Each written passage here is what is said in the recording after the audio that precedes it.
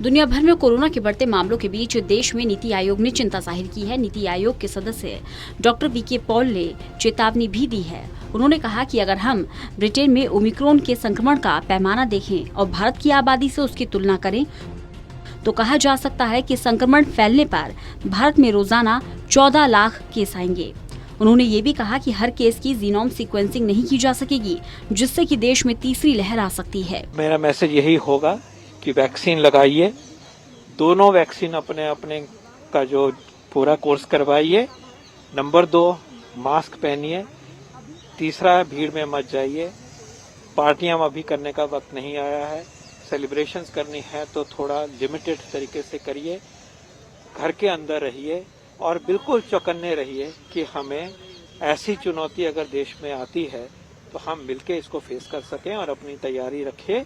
और अगर आपके सिम्टम्स हैं तो अपना टेस्ट करवाइए और अपने आप को आइसोलेट करिए और इस सिचुएशन में से हमें मिलके सिस्टमैटिक तरीके से साइंस ड्रिवन स्टेप्स लेते हुए आगे उभरना होगा। उन्होंने कहा कि कोरोना के बढ़ते केस के लिए ओमिक्रॉन संक्रमण माना जा रहा है, लेकिन इस पर अभी रिसर्च जारी है। ये सारी बातें साफ नहीं हुई हैं। सरकार सभी नए डेवलपमेंट पर नजर बनाए हुए है। ऐसा कहा जा रहा है कि ओमिक्रॉन स्ट्रेन हल्का इन्फेक्शन ही फैलाता है। उन्होंने यूरोप में ओमिक्रॉन के संक्रमण की रफ्तार को हाईलाइट किया और भारत की आबादी से उसकी तुलना की। मैं विनती करूंगा, सारे देश ने वैक्सीन को इतने बड़े स्केल पे अपनाया है, इसमें कोई डाउट नहीं है। वैक्सीन हेजिटेंसी मामूली सी रह गई। हो सकता है वो व्यक्ति किसी और वजह से जुड़ ना पाए हो। हमें मदद करनी है उन तक पहुंचने की। जो रह गए हैं उनको अपने साथ जोड़िए।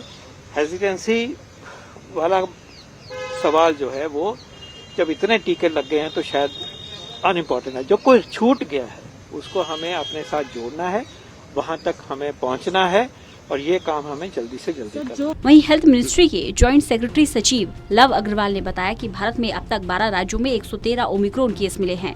शुक्रवार को 26 केस दर्ज किए गए। महाराष्ट्र में सबसे ज्यादा 40 केस आए हैं। इसके बाद दिल्ली में 22, राजस्थान में 17, तेलंगाना और कर्नाटक में 8-8, गुजरात में 7, केरल में 5, उत्तर प्रदेश में 2 और तमिलनाडु, आंध्र प्रदेश, पश्चिम बंगाल और चंडीगढ़ में 1-1 मामले मिले हैं। वो वैक्सीन बिल्कुल इफेक्टिव है। हमने जो भी स्टडीज देखी हैं, रियल लाइफ में देखी हैं, उन्होंने डेथ्स को प्रिवेंट किया, सीरियस डिजीज को प्रिवेंट किया है। और जैसे सारी दुनिया में सब एक्सपर्ट्स, सब WHO, सब ने यही चीज बार बार एम्फेसाइज करी है कि आने वाली चुनौतियों में भी वैक्सीन, अवेलेबल वैक्सीन की पूरी डोज लगाना सबसे महत्वपूर्ण स्टेप होगा और उस काम को हमें अब जल्दी से जल्दी पूरा करना है। जो छूट गए हैं उनको वैक्सीनेशन लगाने के लिए, टीकाकरण के लिए जोड़ना। हमेशा इस सवाल के ऊपर सरकार की नजर रही है।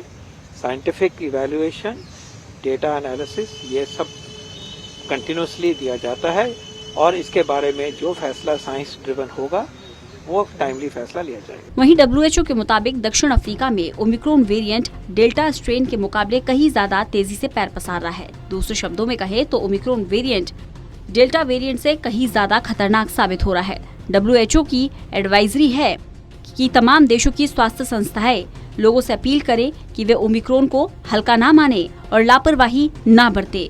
कोरोना गाइडलाइंस का पालन करें। National desk, total news.